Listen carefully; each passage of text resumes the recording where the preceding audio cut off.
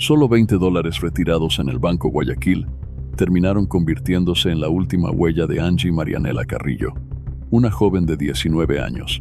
¿Qué le ocurrió a esa chica de vida tan disciplinada? El registro de llamadas reveló una obsesión inquietante.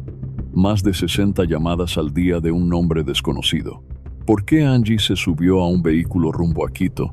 ¿Y por qué su ubicación apareció en un lugar extraño y lejano? 27 meses después, una confesión los condujo hasta una quebrada aislada y desolada, donde la verdad había sido enterrada.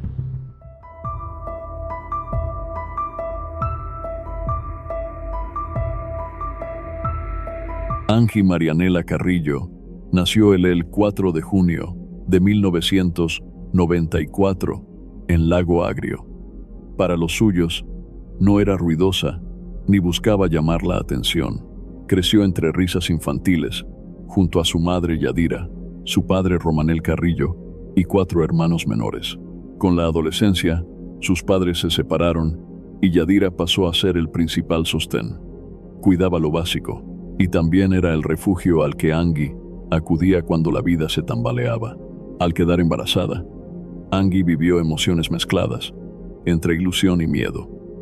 Pero cuando nació su hija, todo cambió.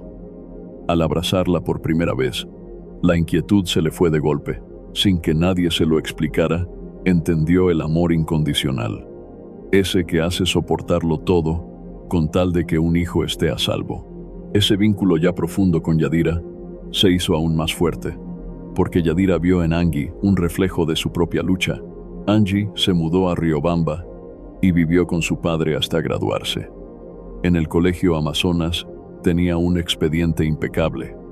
Buena estudiante, disciplinada y constante. Estudió tanto que fue elegida abanderada del plantel, un reconocimiento reservado para alumnos ejemplares. Conocía a Brian Alberto Vaca desde niña. Durante años fueron mejores amigos, hasta que en el penúltimo año de secundaria, esa amistad se transformó en amor, y poco después, en una relación formal. Angie no buscaba diversiones pasajeras. Su meta era clara: convertirse en médica. Terminó la secundaria con excelentes calificaciones. Regresó a vivir con su madre Yadira y sus hermanos. Y en 2014, con 19 años, inició sus estudios en el Politécnico Chimborazo. Pero esa etapa comenzó a ensombrecerse por dificultades que llegaron sin estruendo, lentas y persistentes, como una mancha que se extiende. Y cuando alguien persigue un sueño mientras una relación asfixiante la tira hacia atrás, la tragedia rara vez llega con gritos. Se acerca en silencio. Quienes la conocieron la recuerdan serena, obediente y paciente, alegre, dulce y humilde. Y en una relación marcada por el control, esa misma bondad a veces se vuelve una debilidad fácil de torcer. Según Yadira, Angie había terminado su relación con Brian. Sin embargo, después de la ruptura, el acoso continuó durante varios meses. Angie seguía siendo perseguida por la obsesión y el control, hasta el punto de que su vida cotidiana dejó de ser tranquila como antes. Yadira siempre había sido la persona de mayor confianza para su hija. Los pequeños cambios en el ritmo de vida de Angie no pasaron desapercibidos para ella.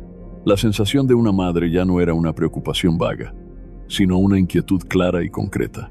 Su hija estaba siendo empujada a una situación incómoda, y el peligro podía venir precisamente de alguien que había sido muy cercano. La tarde del martes, el 28 de enero de 2014, alrededor de las 3 de la tarde, Angie salió de casa rumbo a un cajero automático del Banco Guayaquil en Riobamba. Solo necesitaba retirar $5, una suma mínima para cubrir el transporte hacia la universidad. Antes de irse, Angie le contó a su madre, como de costumbre, su plan del día: sacar el dinero, ir a clases, encontrarse con una amiga y luego regresar a casa. Cuando aún no había ningún rastro, comenzó a circular un mensaje que supuestamente Angie había enviado por redes sociales, diciendo que se había ido y que quería cortar todo contacto con los demás. Yadira percibió de inmediato que aquello no encajaba con su hija. Angie siempre había sido muy cercana a su familia, especialmente a su madre, y casi nunca actuaba de manera tan abrupta como desaparecer y luego anunciar una ruptura total. A partir de ahí, en la mente de Yadira tomó forma un miedo más concreto. Tal vez quien estaba hablando no era Angie, o alguien estaba construyendo una historia para hacer creer que ella se había ido por voluntad propia. Al mismo tiempo, algunos amigos comenzaron a compartir publicaciones inquietantes, haciendo que el ambiente se volviera aún más pesado y alarmante. En redes sociales empezaron a circular publicaciones insinuando que Angie quería hacerse daño. El rumor se propagó rápido, lo suficiente como para paralizar a muchos por miedo. Pero Yadira, de inmediato, sintió que algo no encajaba. Era su madre, conocía a su hija, y esa idea era completamente ajena a Angie. Yadira fue directamente a la universidad para preguntar, reconstruir los últimos pasos y averiguar si Angie había asistido a clases o si alguien la había visto después de salir de casa. De regreso, cocinó los platos que a Angie le gustaban, como si aferrarse a esa rutina pudiera sostener una esperanza frágil. Que su hija solo estuviera molesta y entrara por la puerta en cualquier momento. No se quedó ahí. Yadira buscó a Brian para enfrentarlo y exigirle que hablara con claridad sobre el paradero de Angie. No era un impulso. Una semana antes de la desaparición, Angie le había dicho a su madre que Brian tenía conductas extremas y manipuladoras. En ese momento, Yadira llamó a Brian y le exigió que dejara de contactar a su hija. Por eso, desde las primeras horas, en la mente de Yadira se instaló una sospecha pesada. Brian podía estar directamente ligado a lo que estaba ocurriendo. Al principio, Yadira dudó en ir a la policía, no porque no quisiera encontrar a su hija, sino porque por dentro todavía no podía tragarse una verdad cruel, que Angie quizá realmente había desaparecido. Fue la pareja de Yadira quien la sacó de esa negación, insistiendo con firmeza en que debían presentar una denuncia formal. El punto de quiebre llegó cuando el padre de Angie apareció en las calles con volantes ya impresos. Con amigos y compañeros de Angie, se dispersaron para buscarla y repartir los folletos por todas partes. Ese fue el instante en que Yadira entendió que su dolor ya no era solo suyo. El silencio aterrador alrededor de Angie obligó a todos a actuar, y Yadira también fue empujada hasta el punto en que ya no podía postergar ni un minuto más. Yadira apretó los dientes y fue a la Fiscalía de Riobamba a denunciar la desaparición de Angie. Pero desde el inicio recibió frialdad. El policía minimizó el caso, dijo que pasaba seguido y sugirió que Angie podía haberse ido por su cuenta. Le pidió volver al día siguiente para hablar con el fiscal. Cuando finalmente la atendieron, la indiferencia continuó. La miraron como a una madre alterada. Pero Yadira se sostuvo en una certeza. Angie jamás desaparecería por voluntad propia. En su declaración señaló directamente a Brian y a conductas sospechosas previas, lo que obligó a citar a los involucrados. En la comisaría, al ver a Brian, el instinto de Yadira se encendió. Él estaba molesto, se pellizcaba las manos y, sobre todo, se negó a entregar su teléfono. En una desaparición, esos gestos pesaron como señales. Mientras el caso avanzaba, los detectives exploraron incluso la posibilidad de redes de explotación sexual. A Yadira le llegaban mensajes sobre supuestos avistamientos de Angie en zonas peligrosas, pero todos terminaban en nada, hasta que surgió el primer dato firme.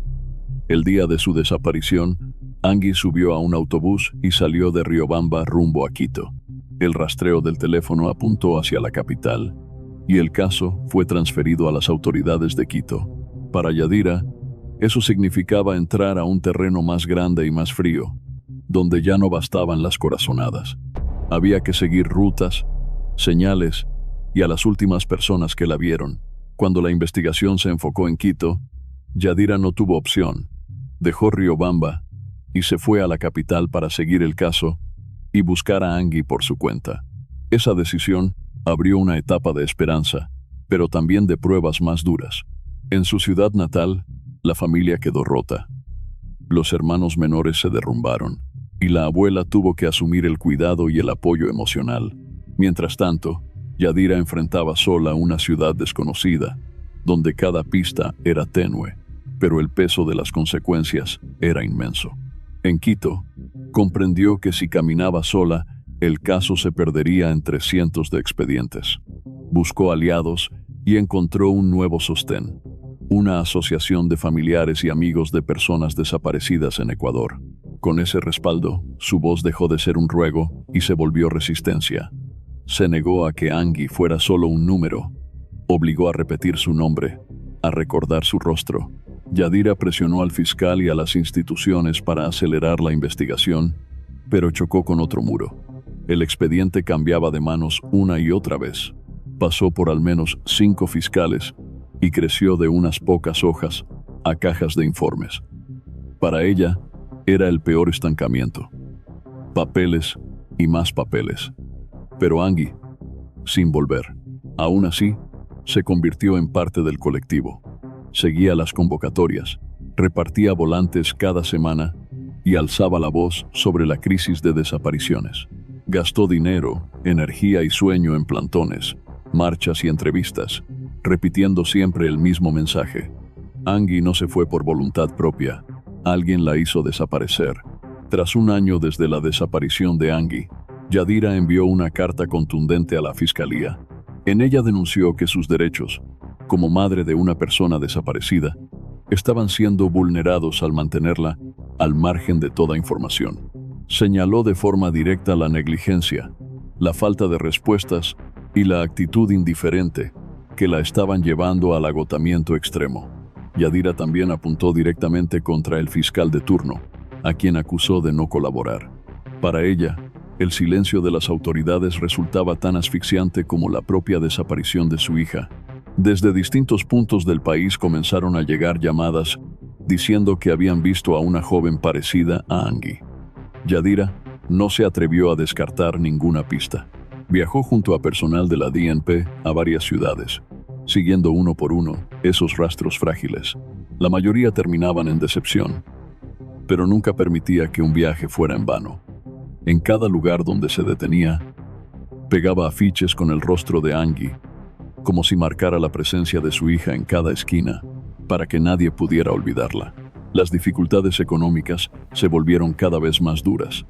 Desempleo, costos de búsqueda, disparados, la vida familiar al borde del colapso. Aún así, Yadira logró conseguir un trabajo vinculado directamente con el funcionario de nivel ministerial, encargado del caso de Angie. No lo hizo para encontrar estabilidad, sino para mantenerse cerca del flujo de información, cerca del lugar donde se tomaban las decisiones.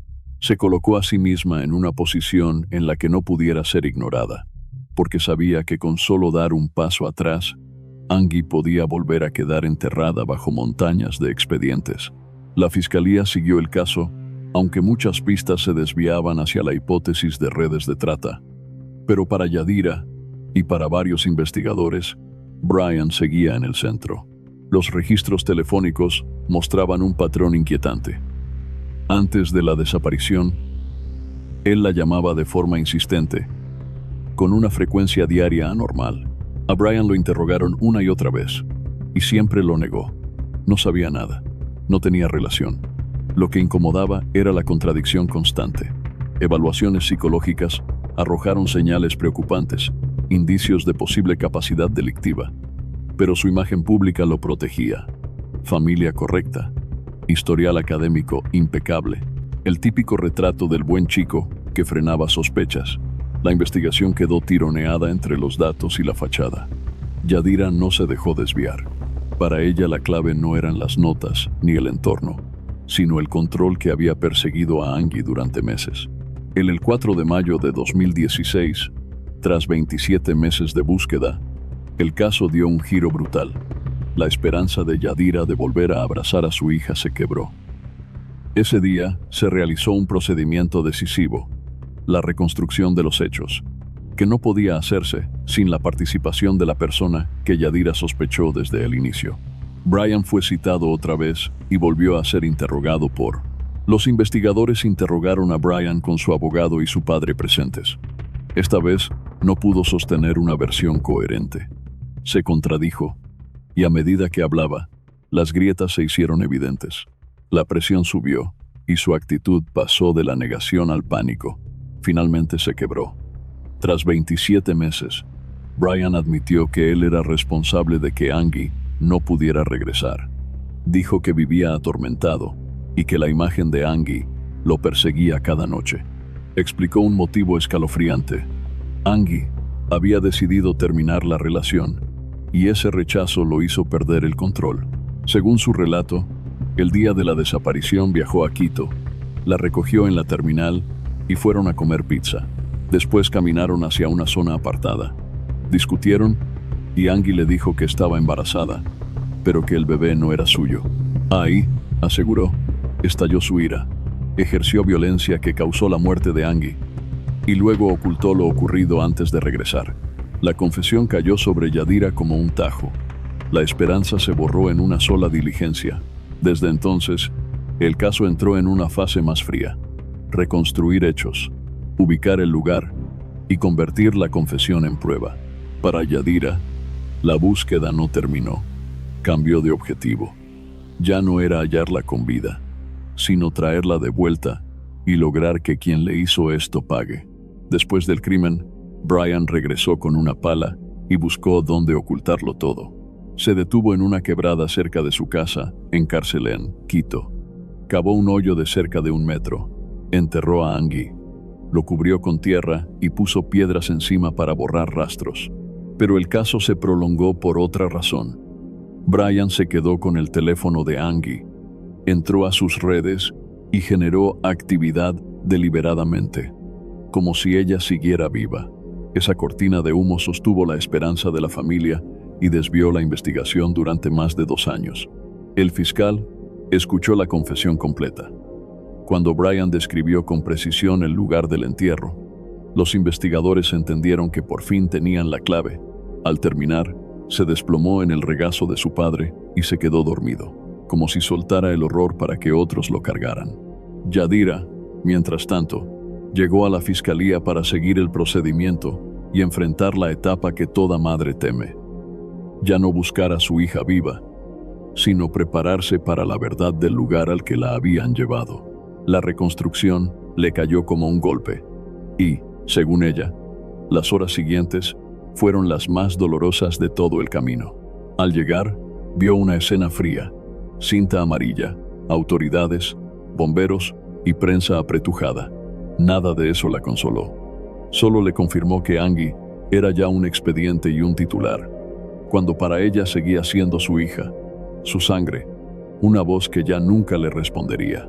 En Carcelén, Yadira permaneció sentada dentro del automóvil durante un largo rato antes de bajar.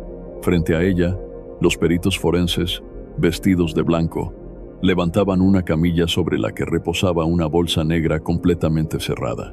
Esa sola imagen le heló todo el cuerpo, porque la búsqueda de 27 meses estaba a punto de cerrarse definitivamente. Poco después, a partir de lo recuperado en el lugar, se identificaron varios objetos personales, unos zapatos de varios colores, una billetera, una camisa negra y una chaqueta blanca. Para Yadira, ya no eran simples pertenencias, eran las huellas de la vida de Angie. En el instante en que reconoció que le pertenecían a su hija, sintió cómo las fuerzas la abandonaban y se derrumbó allí mismo. Entre sollozos, Yadira dejó escapar la rabia contenida durante demasiado tiempo. Durante 27 meses, Brian la había visto buscar a su hija de forma desesperada. Había presenciado a una familia destrozarse y aún así había guardado silencio. Frente a él, Yadira lo encaró con una acusación directa, sin adornos, donde había ocultado a Angie. Y cuando él lo confesó, Yadira ya no pudo sostenerse en pie. En los días siguientes, los exámenes forenses cerraron definitivamente el capítulo de las dudas con un dictamen oficial. La despedida de Angie se realizó en una iglesia local, en una atmósfera cargada de llanto. Yadira abrazaba con fuerza la fotografía de su hija mientras escuchaba las palabras de despedida de los amigos de Angie, resonando entre el estupor de quienes alguna vez creyeron que ella llegaría a ser médica. Luego, Angie fue sepultada en Lago Agrio, el lugar donde nació y donde vivió hasta su adolescencia. El caso no terminó con el dolor. Entró en la fase judicial. Él, El 11 de octubre de 2016 se celebró la audiencia preliminar del juicio contra Brian en el Tribunal Provincial de Pichincha, en Quito, donde la Fiscalía presentó las pruebas obtenidas durante la investigación, junto con las declaraciones correspondientes. Los informes periciales y las evidencias físicas recopiladas conectaron de forma directa a Brian con el caso, lo suficiente para que la Fiscalía lo procesara formalmente por el delito de homicidio. Para Yadira, ese fue el momento en que el expediente dejó de quedar en el aire. Las autoridades estaban obligadas a llamar al delito por su nombre y a colocar a Brian en el lugar que correspondía como acusado ante la ley. Un testimonio clave provino del especialista encargado del perfil psicológico de ambos. El informe describía la relación entre Angie y Brian como intensa, pero atravesada por el sufrimiento, mezclada con celos, episodios de humillación y una sensación de decepción sostenida en el tiempo. El experto concluyó que esos factores, sumados a la inmadurez emocional de Brian, podían convertirse en el motor de un nivel de resentimiento grave, del que él terminó descargándose contra Angie.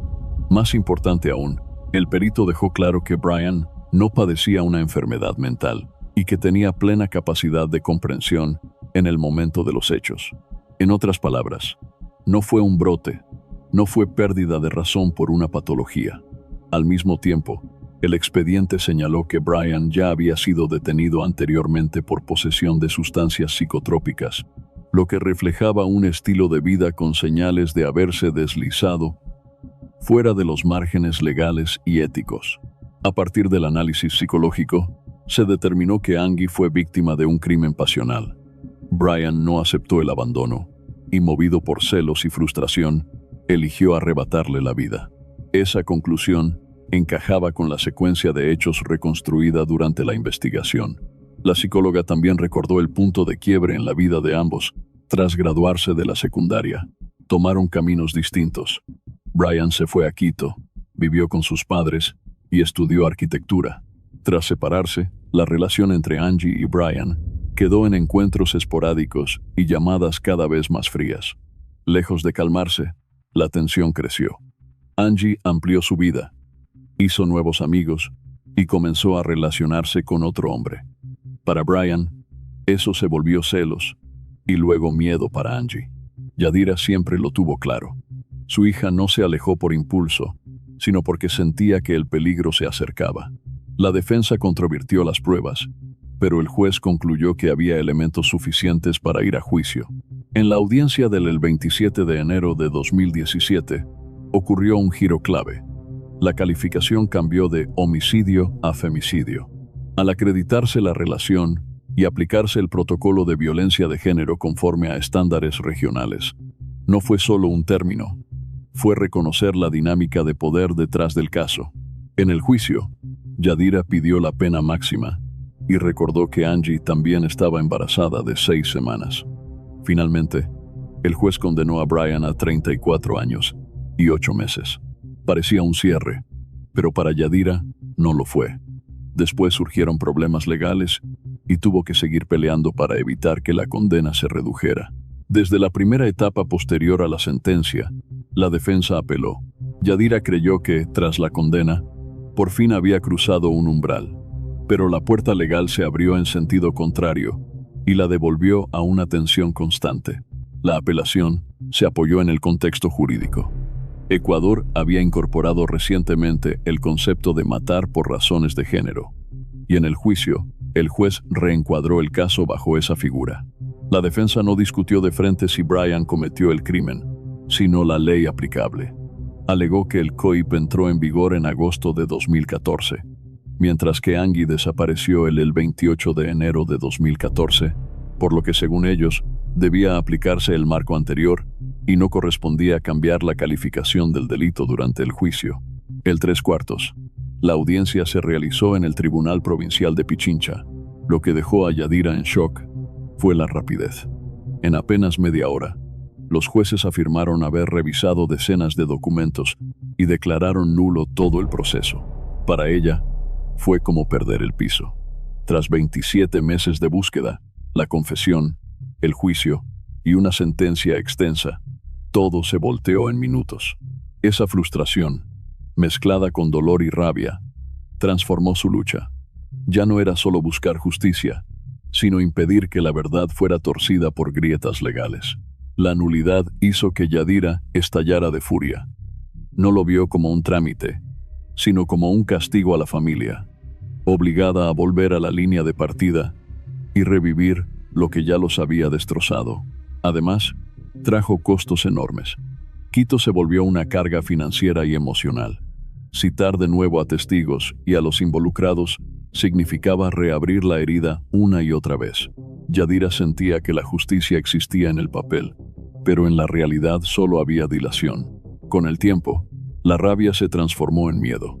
El plazo de prisión preventiva se acercaba al límite y ella empezó a pensar en lo impensable.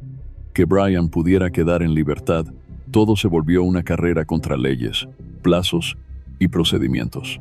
El 5/6 de ese mismo año, en un nuevo fallo, los jueces aceptaron parcialmente la apelación, redujeron la condena y ordenaron una indemnización de $20,000 para la familia.